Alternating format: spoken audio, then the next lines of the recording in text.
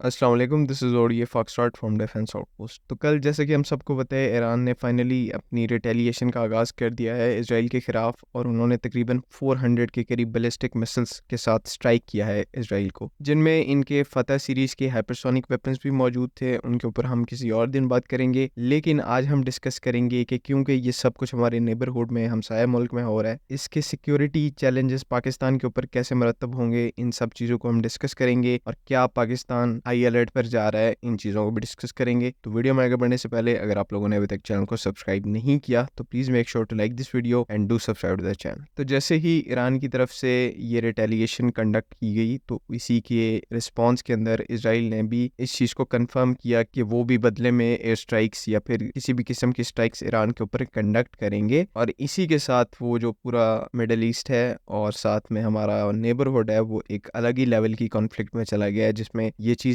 Direct खतरा जो है वो पाकिस्तान को पोज करती है। तो इन्हीं तमाम चीज़ों को देखकर पाकिस्तान आर्म्ड फोर्सेस ने इस फैसला किया है कि जो अलर्ट लेवल है उसको इंक्रीज कर दिया जाए। मतलब कि जितनी भी वहाँ पे पाक अफगान बॉर्डर पे, पाक ईरान बॉर्डर पे जितनी भी हमारी डिप्लॉयमेंट्स हैं, मिलिट्री यूनिट्स हैं, एयर डिफेंस यूनिट्स हैं, अर्ली वार्निंग यूनिट्स हैं, उन सबको स्टैंड बाय पर कर दिया जाए, मतलब कि हाई अलर्ट पर कर दिया जाए, क्योंकि बॉर्डर पार से कभी भी कुछ भी किसी भी सूरत में जो है पाकिस्तान की तरफ आ सकता है। और इन इकदामात को करने का यही मतलब है कि हम उन सब चीज़ों को टैकल करने के लिए हर हिसाब से रेडी रहें। इसमें हमारे पास अर्ली वार्निंग यूनिट्स में हमारे जो अर्ली वार्निंग रेडार्स हैं, लॉन्ग रेंज रेडार्स हैं, डिटेक्शन और ट्रैकिंग रेडार्स, जिनमें TPS 77 शामिल है, और कुछ चाइनीज रेडार्स हैं वो आते हैं जो हमने अपने फ्रंटियर पर पाक ईरान और पाक अफगान बॉर्डर पर जगह जगह पर डिप्लॉय किए हुए हैं। तो वो सारे इस टाइम पर एक्टिव है और पूरी एयर स्पेस को मॉनिटर किया जा रहा है, क्योंकि जो ज़्यादातर एयर एक्टिविटी होगी इसराइल, क्योंकि जो भी करेगा वो बाय एयर करेगा। इसी वजह से ये जो सारे अर्ली मॉर्निंग के यूनिट्स हैं, इनको पहले से ही स्टैंड बाय कर दिया गया है। साथ साथ जो हमारे फाइटर स्क्वाड्रंस हैं, एयर डिफेंस स्क्वाड्रंस हैं, क्वेटा के अंदर, KP के अंदर, पेशावर के अंदर जितने भी हैं, तो वो भी सारे स्टैंड बाय पर है। बाकी इसमें अभी ज़्यादा उम्मीद तो नहीं है कि पाकिस्तान की एयर स्पेस तक या पाकिस्तान की टेरिटरी तक ये जो है वो कॉन्फ्लिक्ट आएगी, लेकिन मिलिट्री में हर दफ़ा यही समझकर प्लानिंग की जाती है कि ये चीज़ हो रही है। तो इसी वजह से ये जो सारे इक़दामात हैं, ये जो स्टैंड बाय अलर्ट्स हैं, ये चीज़ें बहुत ज़रूरी हैं, और अभी तो इन चीज़ों को वैसे ही टाइमली इस्टेब्लिश कर दिया गया है। ये जो पर्टिकुलर इसराइल और ईरान वाली हॉस्टिलिटीज़ हैं या फिर कॉन्फ्लिक्ट है, ये आपको एक तरीके का सबक प्रोवाइड करती हैं कि क्या होता है कि जब आपके पास एक स्ट्रॉन्ग न्यूक्लियर डिटेरेंट नहीं होती। बेशक कल रात ईरान ने जो है वो बहुत ज़्यादा बहादुरी का मुजाहरा किया है, और मैं मानता हूँ ऐसा कोई भी अभी तक नहीं कर सका जो कि ईरान ने किया है, लेकिन ये सब करने की नौबत ना आती अगर उनके पास एक प्रॉमिसिंग न्यूक्लियर डिटेरेंट होता, जो कि उनके पास नहीं था। इसी वजह से उनको जो है ये चीज़ें फेस करनी पड़ी, और अभी तो जैसे तैसे उन्होंने जो है इसराइल के ऊपर स्ट्राइक्स कर दी हैं, लेकिन कॉन्सिक्वेंसेस का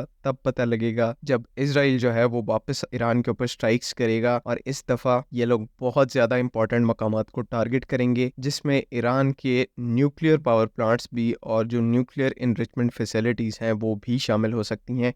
इनफैक्ट इसराइल को इस टाइम पर काफ़ी अच्छा मौका मिल गया है, और मतलब कि उनके पास मौक़िफ़ भी है कि ईरान ने पहले अटैक किया तो वो आराम से बगैर किसी इंटरनेशनल प्रेशर के ईरान की न्यूक्लियर साइट्स को टारगेट कर सकते हैं। अब उनके पास परफेक्ट एक्सक्यूज़ मौजूद है। इसीलिए हम लोग शुरू से ही जोर देते आए हैं कि अब अपनी इकोनॉमी पर कॉम्प्रोमाइज़ कर लें, लेकिन आप इस दौर में मिलिट्री पर कॉम्प्रोमाइज़ नहीं कर सकते, क्योंकि मिलिट्री अगर आपकी स्ट्रांग है तो आपका फ्यूचर, आपकी एग्जिस्टेंस पॉसिबल है। अगर आपकी इकोनॉमी स्ट्रांग है, आपकी मिलिट्री स्ट्रांग नहीं है, आज नहीं, कल नहीं, 5-10 साल में कोई ना कोई आपका दुश्मन ज़रूर बनेगा और कोई ना कोई आपको मुश्किल में ज़रूर डालेगा। तो बेशक आज पाकिस्तान एक स्ट्रगलिंग इकोनॉमी है, उसमें भी जो है हम लोग बेहतरी की तरफ जा रहे हैं, लेकिन पाकिस्तान ने जो चीज़ अच्छी की वो ये की कि हमने अपनी कभी मिलिट्री के ऊपर कॉम्प्रोमाइज़ नहीं किया। बेस्ट प्लानिंग की, बेस्ट इक्विपमेंट लिया, इक्विपमेंट को इंडिजिनसली भी बनाया, बाहर से भी प्रोक्योर किया। ये सब एक पूरे प्रोसेस का हिस्सा थी, लेकिन हमने इस सब को प्रायोरिटी दी, और आज उस प्रायोरिटी देने के, आज वो मुश्किल टाइम काटने का जो है हमें फल मिल रहा है। वीडियो का जो है वो टॉपिक थोड़ा सा चेंज हो गया, लेकिन بات سارا یہ ہے کہ آپ کو تھوڑا بہت ایکسپلین کر دوں کہ آگے اس کانفلکٹ میں ہونا کیا ہے.